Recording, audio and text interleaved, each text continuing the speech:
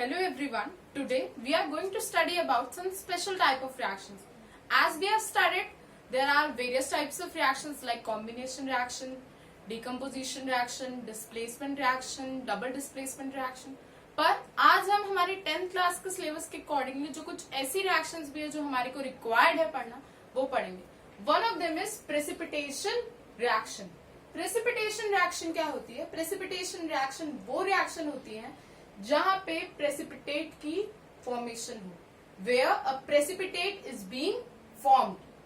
सो एक एग्जांपल से समझते हैं. CaOH twice plus CO2 gives CaCO3 plus H2O. COH के ट्वाइस प्लस CO2.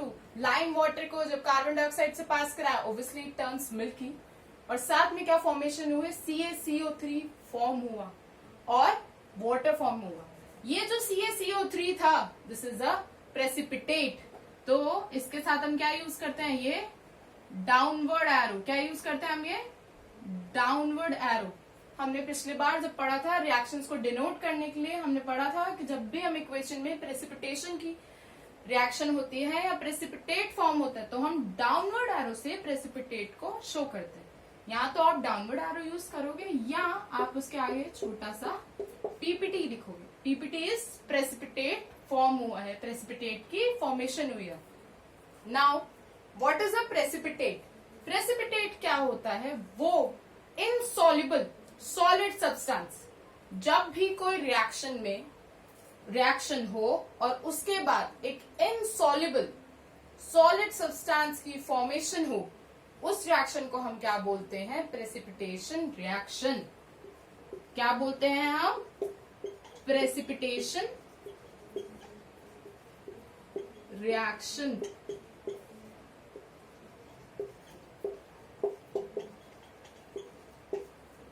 मतलब जब भी कोई रिएक्शन होगी और उसमें उस रिएक्शन के होने के बाद प्रेसिपिटेट फॉर्म हुआ हो, प्रेसिपिटेट की फॉर्मेशन हुई हो, प्रेसिपिटेट मतलब एक इनसॉल्युबल सॉलिड सब्सटेंस फॉर्म हुआ हो, उस रिएक्शन को हम क्या बोलेंगे? प्रेसिपिटेट या प्रेसिपिटेशन रिएक्शन. और किससे डिनोट करेंगे? With the help of a downward arrow, और यहाँ उसके आगे हम क्या लिख सकते हैं? छोटा सा पीपीटी.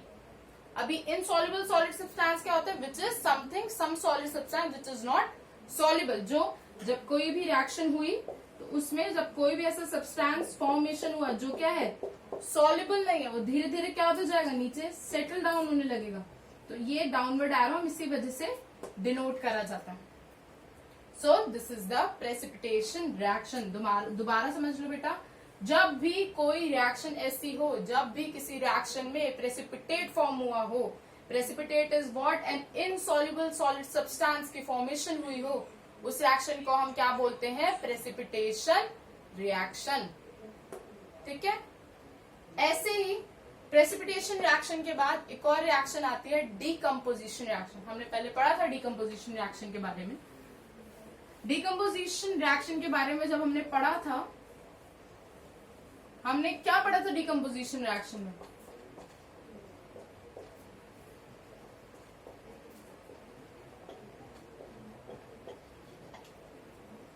हमने पढ़ा था डीकम्पोजिशन रिएक्शन के बारे में. जो हमने पढ़ा था, हमने क्या पढ़ा था? डीकम्पोजिशन रिएक्शन कौन सी रिएक्शन होती है? जिस रिएक्शन में एक रिएक्टेंट डीकम्पोज हो रहा हो या ब्रेक डाउन हो रहा हो वेरियस प्रोडक्ट्स में, उस रिएक्शन को हम क्या बोलते हैं? Decomposition reaction. जो भी रिएक्शन में एक रिएक्टेंट डीकम्पोज हो रहा है वेरियस टू और मोर प्रोडक्ट्स में, उस रिएक्शन को हम क्या बोलते हैं? Decomposition reaction.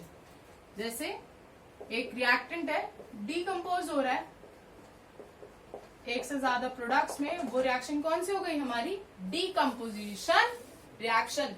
पर जब भी डीकम्पोजिशन रिएक्शन की हमें नीड होती है, जब भी डीकम्पोजिशन रिएक्शन टेक प्लेस होती है, तो इसके साथ में हमारे को क्या, किसकी नीड होती है? एनर्जी की नीड होती है. हमें क्या सप्लाई करनी पड़ती है? एनर्जी सप्लाई करनी पड़ती है.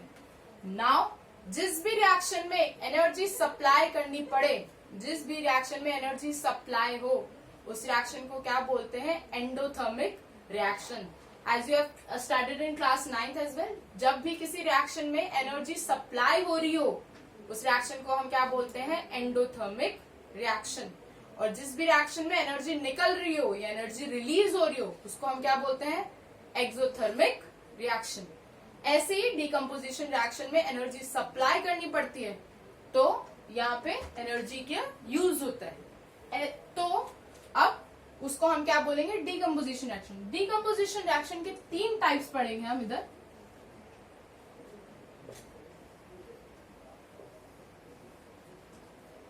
सबसे पहला, जहां पे डिकम्पोजिशन हो रहा हो या ब्रेक डाउन हो रहा हो एक रिएक्टेंट का वेरियस प्रोडक्ट्स में with the help of heat, उसको हम क्या बोलते हैं, थर्मोलाइसिस या thermolytic reaction. With the help of किसके हो रहा हो, हीट के। और सेकंड, जब भी किसी रिएक्शन में डिकम्पोजिशन हो रहा हो एक रिएक्टेंट का या और विद द हेल्प ऑफ किसके हो रहा हो, सनलाइट की हेल्प से हो रहा हो, किसके हो रहा हो, सनलाइट की या लाइट की हेल्प से हो रहा हो, उसको हम क्या बोलते हैं, फोटोलाइसिस या फोटोलाइटिक रिएक्शन।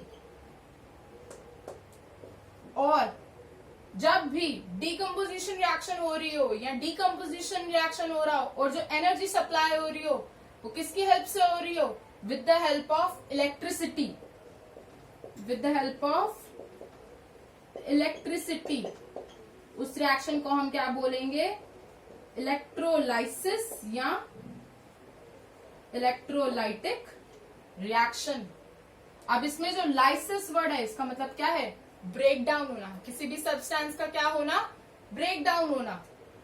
जब भी कोई सब्सटेंस ब्रेक डाउन हो रहा हो डिफरेंट प्रोडक्ट्स में with the help of heat की प्रेजेंस पे या हीट एनर्जी सप्लाई करने पे, जब कोई भी सब्सटेंस ब्रेक डाउन हो रहा हो उस रिएक्शन को क्या बोलेंगे हम, थर्मोलाइसिस या थर्मोलाइटिक रिएक्शन। जब कोई भी सब्सटेंस ब्रेक डाउन हो रहा हो लाइट सप्लाई करने पे या लाइट की प्रेजेंस में, उसको हम रिएक्शन को क्या बोलेंगे, फोटोलाइसिस या फोटोलाइटिक रिएक्शन। या जब कोई भी सब्सटेंस आपका ब्रेक डाउन हो रहा हो इलेक्ट्रिसिटी की प्रेजेंस में, इलेक्ट्रिसिटी सप्लाई करने पे, उसको रिएक्शन को हम क्या बोलेंगे, इलेक्ट्रोलाइसिस या इलेक्ट्रोलाइटिक रिएक्शन। फटाफट एग्जांपल समझ लेते हैं। हीट की प्रेजेंस में हो रहा हो CaCO3, हीट करा, क्या बना, CaO प्लस CO2। ये जो रिएक्शन हुई किसकी प्रेजेंस में हुई, हीट की प्रेजेंस में हुई, तो ये रिएक्शन क्या हो गई आपकी, थर्मोलाइटिक या थर्मोलाइसिस वाली रिएक्शन हो गई। लाइट की प्रेजेंस में हो रहा हो, जैसे एग्जाम्पल AgBr, सनलाइट की प्रेजेंस में हुई है रिएक्शन, क्या बन गया, Ag प्लस Br2।